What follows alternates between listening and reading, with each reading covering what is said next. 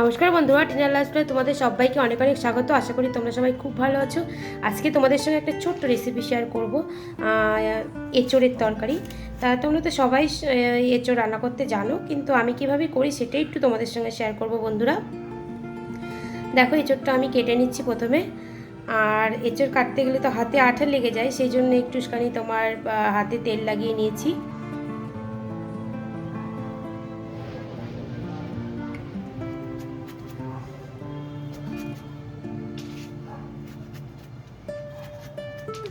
আমি এইভাবে এঁচোড়টাকে পুরো কেটে নেবো বন্ধুরা।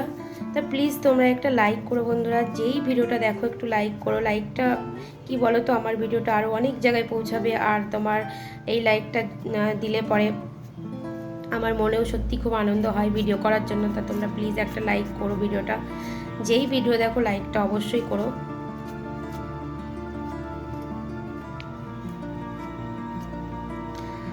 আর বন্ধুরা, তোমরা যেভাবে আমার পাশে আছো, অবশ্যই তোমরা এইভাবে পাশে থাকলে আমি ইউটিউবে যতটা আগিয়েছি আর আমি পুরোটাই আগিয়ে যেতে পারবো। প্লিজ তোমরা এইভাবেই আমার বন্ধুরা সবাই আমার পাশে থেকো, আমি অবশ্যই তোমাদের পাশে থাকবো।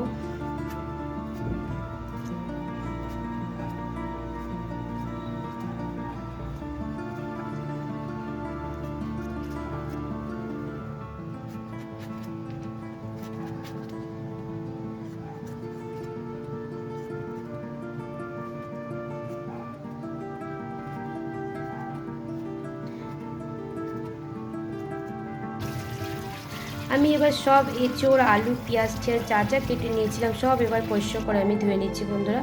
আর এই যে আমার এঁচোড়, আমি এবার একটু নুন দিয়ে এঁচোড়টাকে সেদ্ধ করে নেবো। একটু এখন যেহেতু নতুন এঁচোড়, একটু ভাপ না দিলে গলবে না, সেই জন্য একটু নুন দিয়ে ভাপিয়ে নিলে পরে একটু তাড়াতাড়ি হয়ে যাবে। আর বন্ধুরা, সত্যি কথা বলতে এই এঁচোড়টা সত্যি মাছ মাংসকে হার মানাবে, এতটাই টেস্টি হয় এইভাবে এঁচোড় রান্না করে খেলে।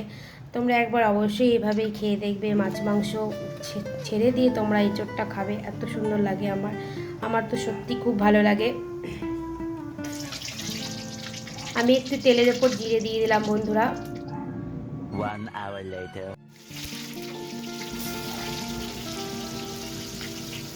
জিরেটা দিয়ে আমি বন্ধুরা তেলের ওপর এবার আমি পেঁয়াজটা দিয়ে দিয়েছি।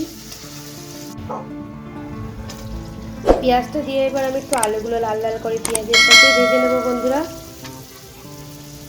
এটা খুবই অল্প মশলা দিয়ে, আমি কিন্তু এখানে একটা পেঁয়াজ দিয়েছি, আমি কিন্তু বেশি পেঁয়াজ দিইনি, আমি অল্প পেঁয়াজ দিয়েই করছি। তোমরা চাইলে তোমাদের পরিমাণ মতো তোমরা দেবে। আর আমি একটু লবণ দিয়ে দিলাম, এবার একটু হলুদ দিয়ে দিলাম, আরও একটু ভাজা ভাজা করে নেব। তারপরে আমি এঁচোড়টা দিয়ে দেবো। এটা আমি 2 মিনিট ধরে ভাজা ভাজা করছি বন্ধুরা, পেঁয়াজ আর আলুটা।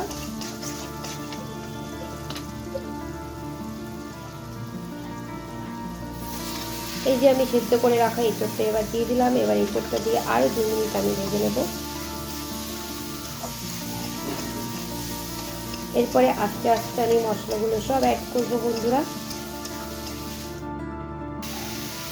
এই যে আমি একটু আদা করে রেখেছিলাম, পেস্ট করে রেখেছিলাম, একটু আদা দিয়ে দিলাম, একটু রসুন পেস্ট করে রেখেছিলাম, একটু রসুন দিলাম, একদম কিন্তু সামান্য। সব মশলা দিয়ে আমি আজকে এই রেসিপিটা করব।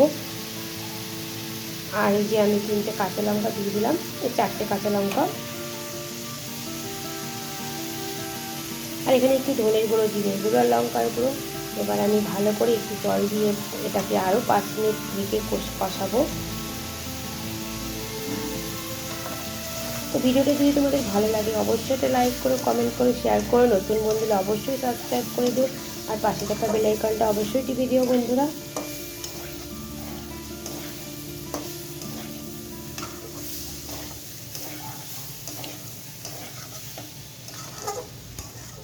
আমি মশলাগুলো দিয়ে ভালো করে কষিয়ে নিচ্ছি বন্ধুরা।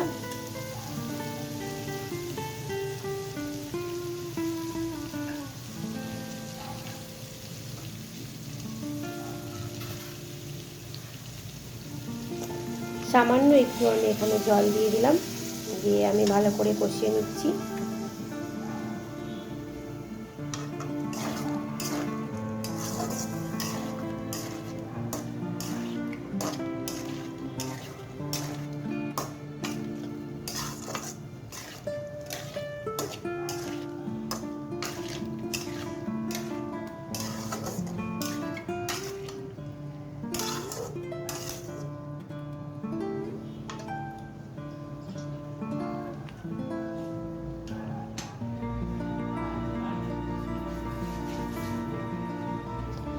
এবারে আমি এটাকে ঢাকা দিয়ে আরও 5 মিনিট আমি এটাকে সিদ্ধ হতে দেবো, কষাবো। Later. এই যে বন্ধুরা আমার কষানো হয়ে গেছে, এবার আমি এখানে জল অ্যাড করব। আর আমি কোনো সত্যি কথা বলতে মাংস এঁচোড় এতে আমি গরম জল অ্যাড করি, তাই আমি পাশে একটু গরম জল বসিয়ে দিয়েছি। এখানে পরিমাণ মতো আমি গরম জল দিয়ে দেবো বন্ধুরা।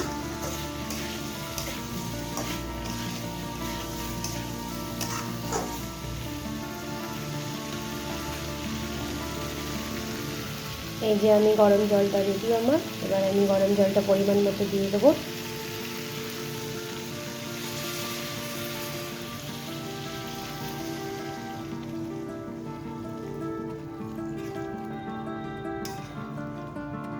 দেখতে পেলে বন্ধুরা কালারটা কিন্তু খুব সুন্দর এসছে। নতুন এঁচোড় কিন্তু একটু কালো কালোই হয় দেখতে, কিন্তু দেখো ঝোলের কালারটা কিন্তু খুব সুন্দর হয়েছে। তা তোমরা অবশ্যই এভাবে একবার করে খেয়ে দেখবে, তোমাদের ভীষণ ভালো লাগবে। এবার আমি এটাকে 7 থেকে 8 মিনিটের জন্য আমি এটাকে ঢাকা চাপা দিয়ে ফুটিয়ে নেব। এঁচোড়টা যতক্ষণ একটু তো আমি সেদ্ধ করে রেখেছিলামই, আরও একটু সেদ্ধ হয়ে যাবে আর ঝোলটা আরও একটু কমে যাবে। মাখা মাখা করব আমি।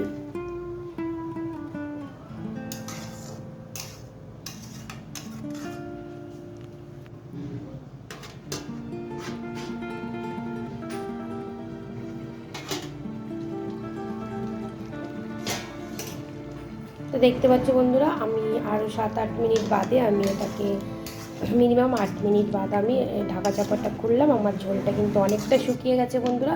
এরপরে আমি আরও কিছু মশলা অ্যাড করব, মশলা বলতে গরম মশলা আর একটু চিনি আর ঘি অ্যাড করব, কারণ আমরা একটু মিষ্টি দিই, কারণ মিষ্টিটা হচ্ছে টেস্টের জন্য। তোমরা তো সবাই জানো একটু মিষ্টি দিলে সব তরকারিতে একটা টেস্ট আসে। আমি কিন্তু এখানে সামান্য মিষ্টি দিয়েছি, একদম বেশি না।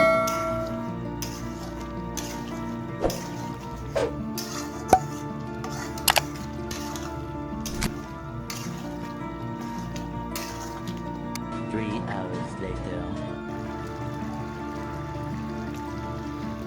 তা আমি এখানে গরম মশলা অ্যাড করে দিলাম বন্ধুরা। এরপরে আমি 1 চামচ ঘি দিয়ে দেবো। আমার এঁচোড়টা কিন্তু পুরো রেডি বন্ধুরা।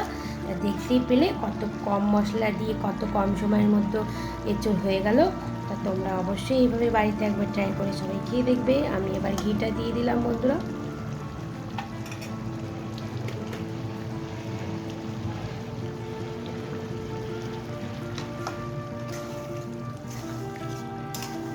আমার দেখো এঁচোড়টা পুরো মাখা মাখা হয়েছে, এবার আমি নামিয়ে নেব।